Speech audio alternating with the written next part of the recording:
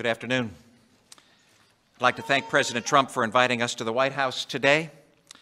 We are grateful for his incredibly strong commitment to patient-centered health care reforms. I'd especially like to thank the Weir, Finn, Atchison, and Witzig families who are with us today to tell their stories. The uncertainty and hardship that each of them have faced in confronting your family's health challenges are a vivid reminder for all of us why inaction on this problem is not an option. Right now, Obamacare is failing to deliver for the American people, and the folks here in this room today are a stark reminder of that problem. Principles of health care are pretty clear: accessibility and affordability and quality and choices. You all represent millions of Americans for whom those principles have been violated. And it's because of your voices and your experience that we're here today to urge Congress to give the President a bill to sign. The President has laid out a positive vision for how to fix this mess by putting patients and families and physicians in charge of health care decisions, not Washington, D.C. We are committed to ensuring that the American people enjoy a health care system that works for them. The President has made that crystal clear. And an individual who, just like the President, has been working day and night on getting this accomplished is the Vice President. He understands the imperative of patient-centered health care. And it's an honor to introduce to you my friend, the Vice President of the United States, Mike Pence.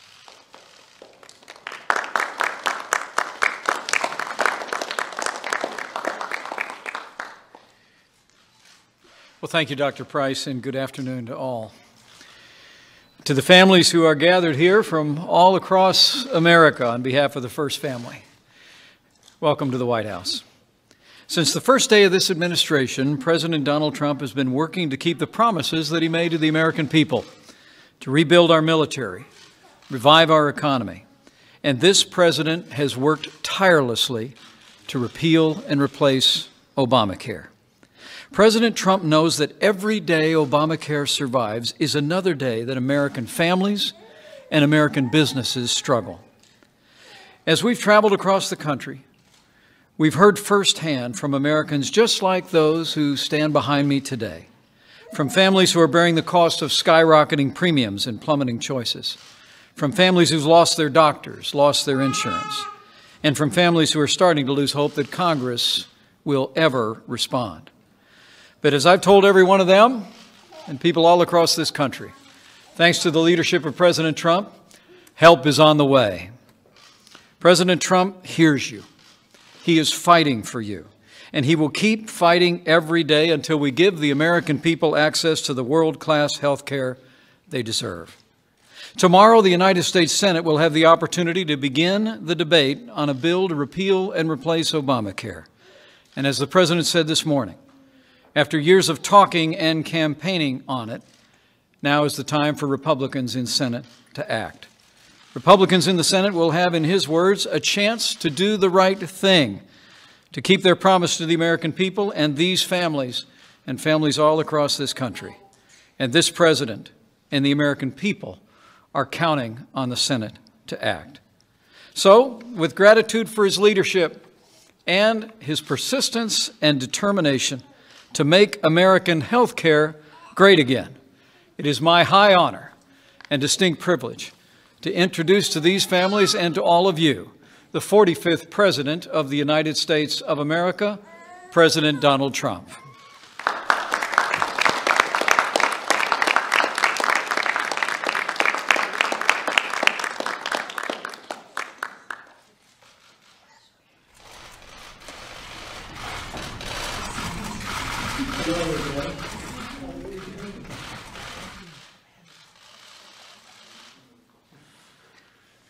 Well, thank you very much, Vice President Pence, Secretary Price, and thank you, everyone, for being here today. For the past 17 years, Obamacare has wreaked havoc on the lives of innocent, hardworking Americans. Behind me today, we have real American families, great families, just spent a lot of time with them, who are suffering because 7 years ago, a small group of politicians and special interests in Washington engineered a government takeover of health care.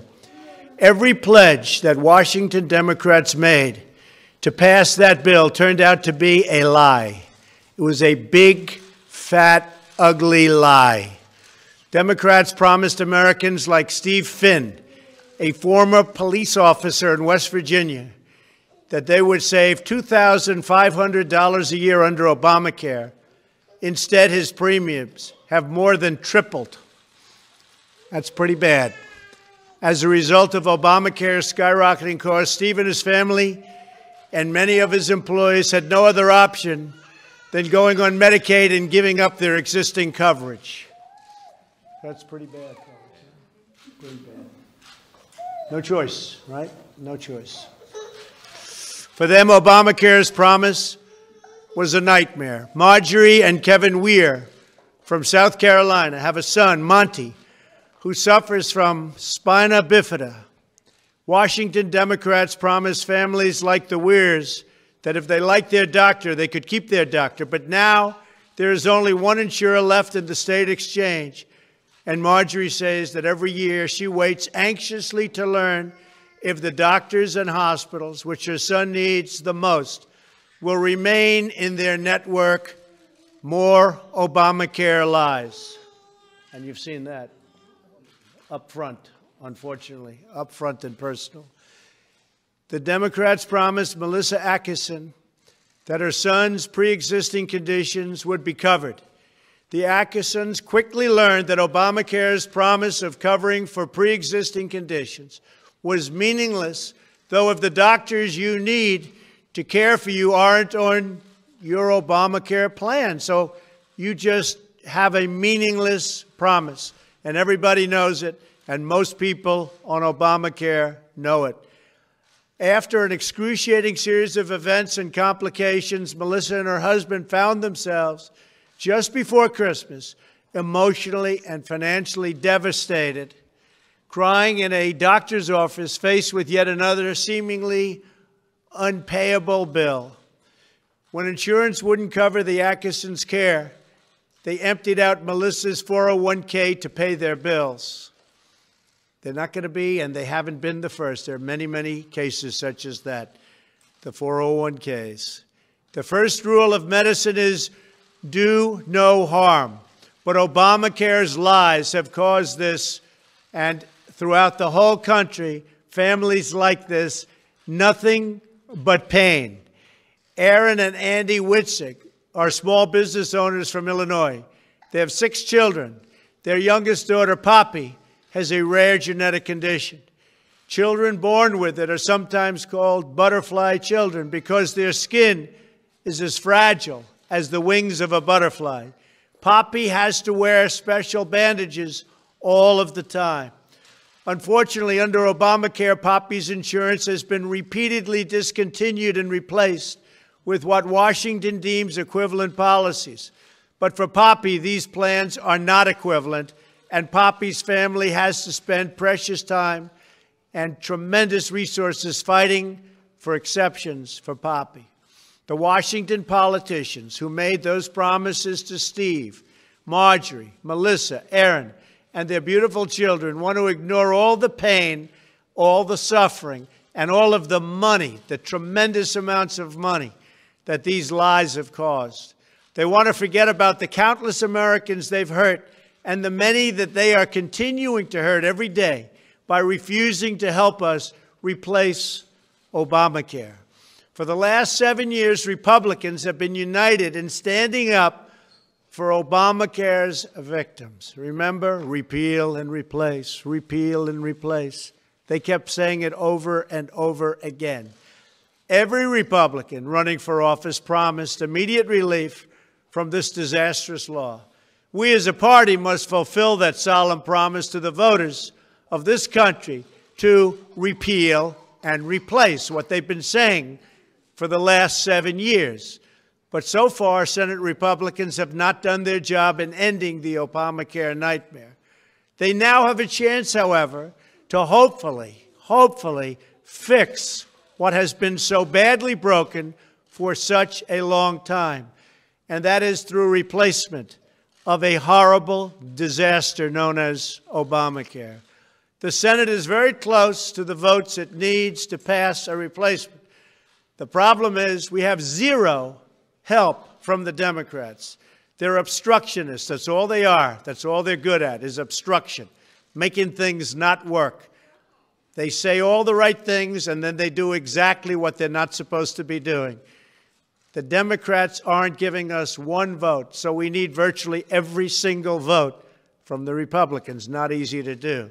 The Senate bill that is being considered outside of the outright repeal of Obamacare will also provide emergency relief for the law's victims, and it will deliver truly great health care and health care reforms that our citizens want, need, and really should be demanding. Some are demanding. You'll see that at the voter booth, believe me. Here are just some of these terrific reforms that we will be doing if everything works out the way it should. The Senate bill eliminates the painful individual mandate. It eliminates the job-killing employer mandate, repeals other burdensome taxes, and will significantly lower Americans' premiums. It will stabilize collapsing health insurance markets and give Americans far more choice and far more flexibility. The Senate bill protects coverage for pre-existing conditions, and you don't hear this from the Democrats. They like to tell you just the opposite, and they didn't even know the bill. They run out, they say death, death, death. Well, Obamacare is death. That's the one that's death. And besides that, it's failing, so you won't have it anyway. It dramatically expands popular health savings accounts. It provides tax credits so Americans can purchase a private plan that is right for them and their families. It devotes substantial resources to fight the opioid, and this is a tremendous problem, the opioid epidemic. $45 billion is being put in so that the people of many states like New Hampshire, Ohio, and so many others that have such a big problem can be helped, and helped greatly. We're going to be fighting the drug problems very, very seriously in my administration. And it provides, among many other things, higher quality care and more flexibility for states to administer Medicaid to better serve their poorer citizens. Tomorrow, the Senate will vote on whether to allow this urgently needed bill to come to the Senate floor for debate. The question for every senator, Democrat or Republican, is whether they will side with Obamacare's architects, which have been so destructive to our country, or with its forgotten victims. Any senator who votes against starting debate is telling America that you are fine with the Obamacare nightmare, which is what it is. For Democrats, this vote is a chance to make up for the terrible harm they have inflicted on Americans like those who are with us today. Obamacare has been for them a nightmare. There is still time to do the right thing. And for Senate Republicans, this is their chance to keep their promise. Over and over again, they said repeal and replace, repeal and replace. But they can now keep their promise to the American people to provide emergency relief to those in desperate need of help and to improve health care for all Americans. To every member of the Senate, I say this: the American people have waited long enough. There's been enough talk and no action. Now is the time for action. We are here to solve problems for the people. Obamacare has broken our health care system. It's broken. It's collapsing. It's gone. And now it is up to us to get great health care for the American people. We must repeal and replace Obamacare now. Thank you. God bless you. God bless the United States of America. Thank you very much. Thank you. Thank you.